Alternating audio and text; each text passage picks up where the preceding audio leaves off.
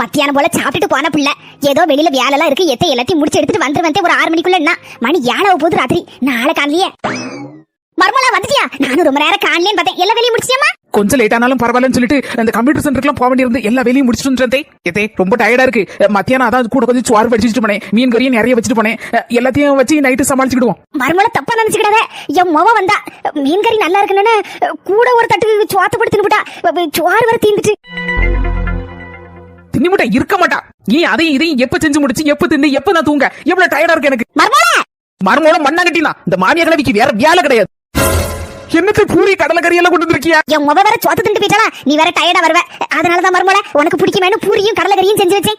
ஒரு நிமிஷம் உங்களை தப்பா நினைச்சிட்டேன், மன்னிச்சிருங்க. ஐயா இருக்கவே அழுவாளா? என் பிள்ளை வேற நீ வேறையா மர்மோல? 2 பேரும் எனக்கு 2 கண்ணு மரதான். என்ன சூடா இருக்கு தின்னு மர்மோல ஆறிட போகுது. நம்ம வீட்டுக்கு வந்துட்டா நம்ம முவ மாதிரி தான். கொஞ்சம் அட்ஜஸ்ட் பண்ணி மாமியால மர்மோல நடந்துக்கிட்டாலே போதும், எந்த பிரச்சனையும் வராது. சந்தோஷம் தன்னால